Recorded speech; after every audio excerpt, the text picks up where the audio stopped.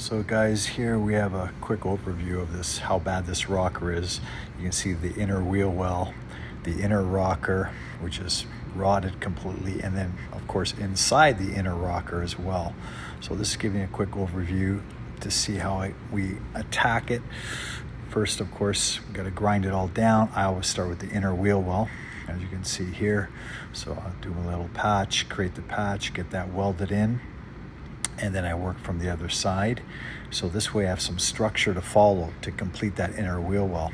So as I get that piece welded up, now I got here started on the inner wheel well, one piece at a time.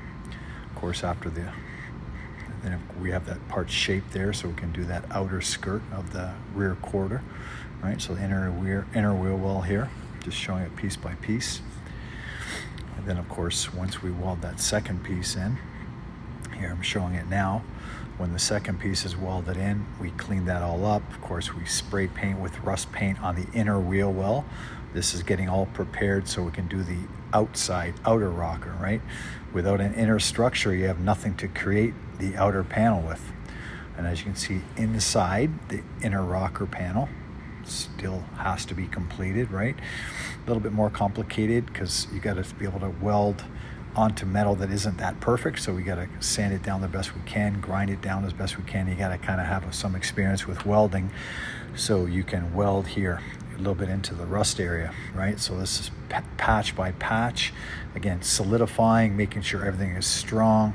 I test it with basically a chisel to make sure it's strong. So there we got the inner done as well. Now, as you can see, that's done in 3 little patches. That's just the blow off. And there's a completed inner rocker, which gives you your structure back. Again, without the inner rocker, you have nothing to weld to. Here's another angle of it, just so you can see the inner, and then the outer of the inner, if that even makes sense, the inner wheel well again. So now there's a structure there, and I do a 2-gauge heavier steel than the actual factory. So you can actually lift the car from there now. It's very strong, solid. Leave the rust weld beads on the inner, so you don't want to grind that off. It's stronger. Now we come to the outer. You see I have the inner to work with. So this outer piece here, we got to create, right? You can't buy that, unfortunately. So now you got to get creative. You got to be able to measure and just with template shape the paper the best you can. And then once you get the paper shaped, then we can get that piece welded on, right? So this is a little bit more complicated, but again, the inner rocker's all done. And then of course now there we see the outer, that's what we got to start with. So here I'm shaping the metal, which I created off of a template of paper.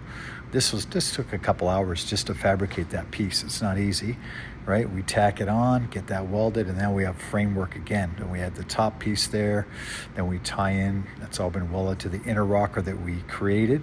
So now it's solid, grind that all down, and you can still see we got another couple patches to go. And then this piece is a lot easier to shape with your brake. Again, measurements are everything. Your tape measure is your best friend. Bend, shape. I shape this around another heavier piece of metal. Boom, get that welded, tacked all on. And now you actually have a car, right? You have an inner rocker, outer rocker. Then up front too, I did a little grinding. It was soft, so I cut out the soft stuff. Again, paint it all in. So painted it the inside, and then now of course primed inside. We also have to prime the outside. Of course this is cleaned off, and then we use black primer because the car is black, so you can see it all primed in black. And it's never going to be perfect like the factory because you're doing patches, but at the end of the day we created a whole inner structure, the outer, the inner wheel well, right? The inner rocker, the outer rocker, part of the rear quarter panel. Came all not bad. We leave the heavier bead welds on the inside because you don't want to grind that off. It keeps it stronger. And then of course now we just put the matching paint, right? It's just any paint store, you get the paint coat off your door, oh my god, your plate there, and then here it is. It's again not absolutely perfect, but it's now it passes safety. You're not going to have any fumes in the car. You know, from what it was literally like a rust bucket. It looked like a wreck. Now you have basically a completed rocker, and it's painted, and here it is with the doors closed, so it doesn't look that bad at all, especially of course having the matching paint. And that's it.